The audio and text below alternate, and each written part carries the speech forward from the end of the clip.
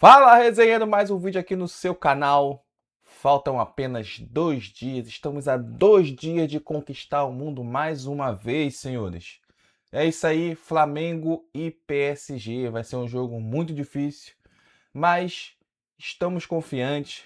O Flamengo está com um bom time, apesar do cansaço, nós podemos fazer uma excelente partida.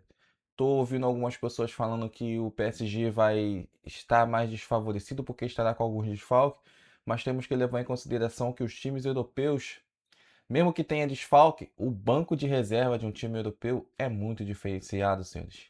Não dá para ficar contando com isso.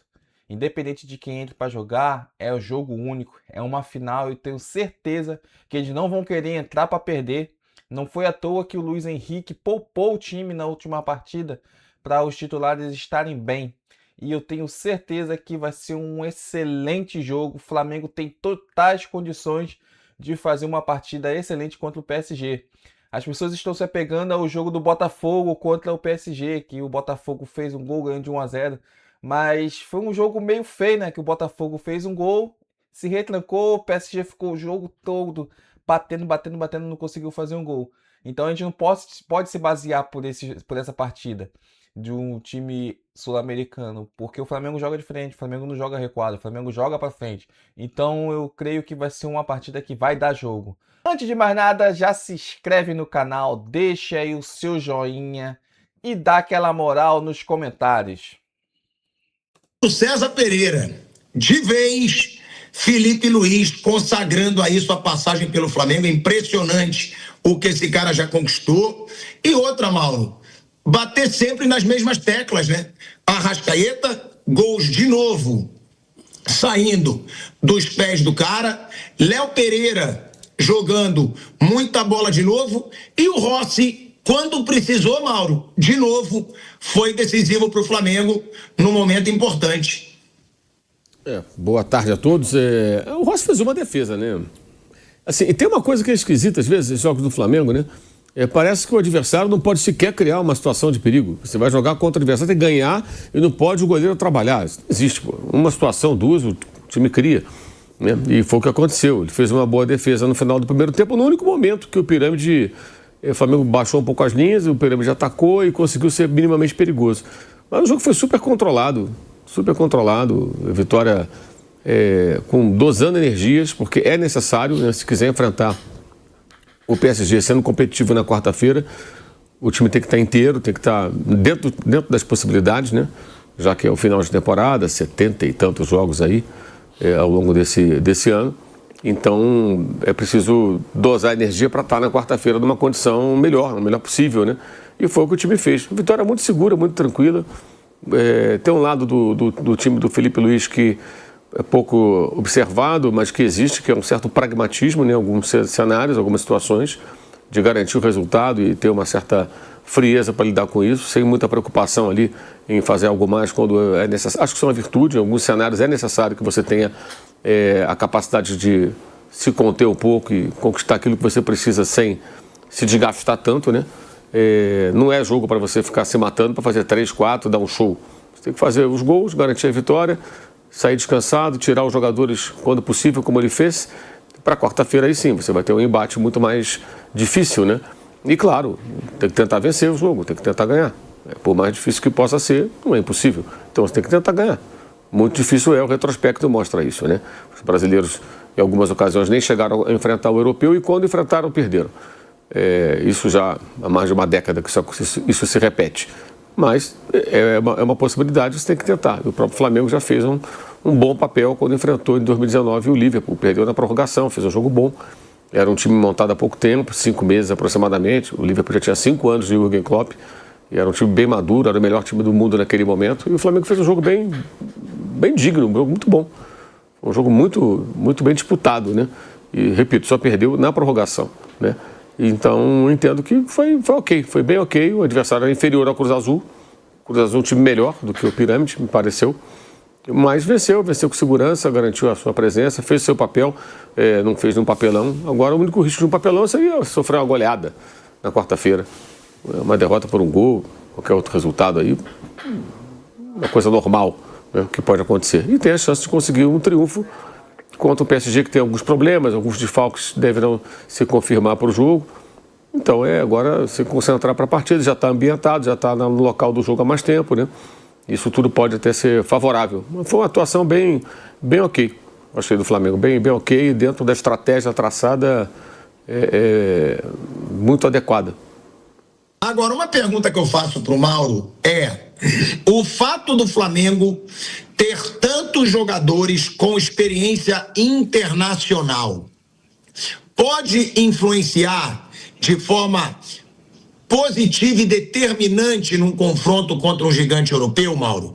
Porque se a gente for parar para pensar aqui, Varela e Arrascaeta, né? Eu estou eliminando primeiro aqueles que não passaram por grandes times do futebol europeu, mas que jogam em suas seleções.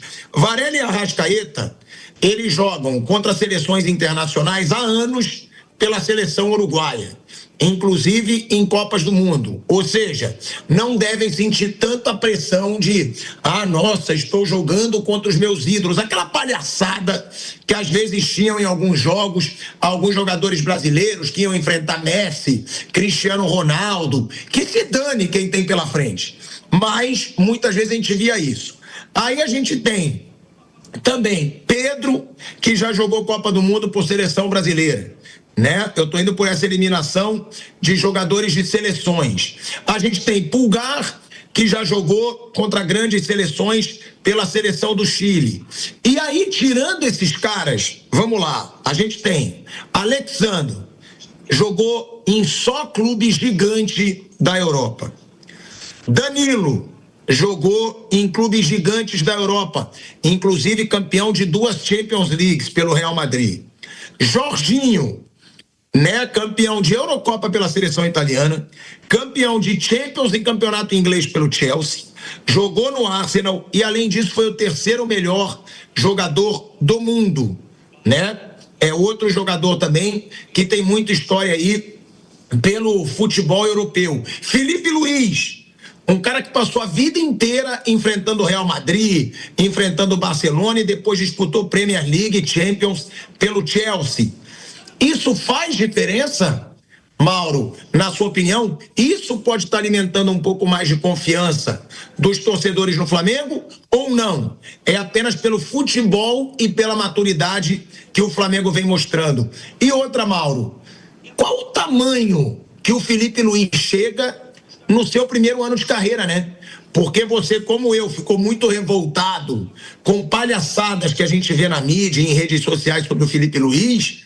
Mas, cara, é impressionante. Eu vou até usar uma palavra que você pode falar, olha, você com a sua euforia. Mas o gigantismo que o Felipe Luiz chegou no seu primeiro ano como técnico de um time profissional. O Flamengo ergueu, assim, não estou dizendo que são 8 títulos relevantes, mas um fato, o Flamengo com o Felipe Luiz levantou 8 vezes troféu, 8 troféus diferentes.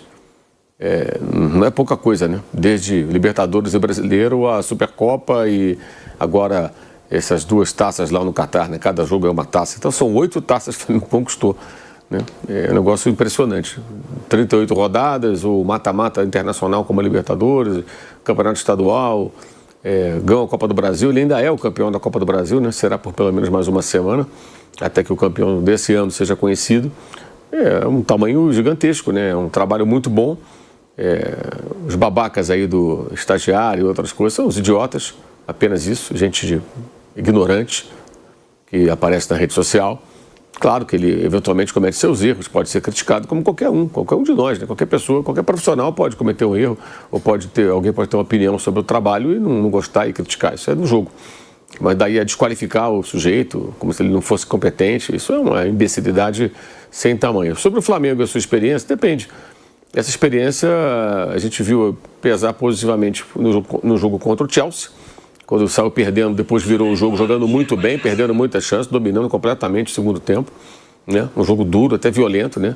Teve expulsão e tudo mais do time inglês. E teve o jogo do Bayern, que parecia um time de garotos assustado diante do adversário, como a equipe alemã. Verdade. Então, não sei até que ponto isso pode ajudar. No Mundial de Clubes lá nos Estados Unidos, nós vimos os 2 extremos contra importantes equipes europeias. Aquela que viria a ser campeã, o Flamengo jogando muito bem, saindo atrás e virando o jogo e se impondo, jogando bem de fato. Para mim foi o melhor jogo do Flamengo no ano. E o jogo do Bayern, que teve até bons momentos, mas errou muito em saída de bola, erros defensivos, nervosismo. Parecia um time inexperiente ali. Então, não sei o que vai acontecer, não sei até que ponto isso pode pesar, porque os exemplos recentes mostram extremos, né? Realmente tem aí esses extremos, mas eu vejo assim, um Jorginho, um Alexandro, até mesmo o Léo Pereira, que já jogou tanta competição importante, esses caras, Bruno Henrique, não vejo eles olhando os jogadores do PSG como fãs, como a gente já se revoltou algumas vezes com os jogadores do futebol brasileiro. Eu acho que a que ficou mais emblemática foi aquela do Santos contra o Barcelona, né? Que, nossa, tratavam o Messi como se ele fosse né? Nossa, ele é meu ídolo, eu não posso bater nele, eu não posso fazer falta nele. Eu não vejo essa idolatria toda, que possa haver toda essa idolatria com o time do Flamengo. É assim, o Flamengo cumpriu até agora tudo certinho, né? Tudo dentro do normal. O Paris Saint-Germain, obviamente, é favorito no duelo, mas eu também concordo que cresceu um pouquinho mais a expectativa com relação ao Flamengo. Eu sempre considerava zero a hipótese do time sul-americano ganhar. Dessa vez eu não acho que seja zero, não. Acho que o Flamengo vai com 20%, 30% de possibilidade de ganhar o jogo.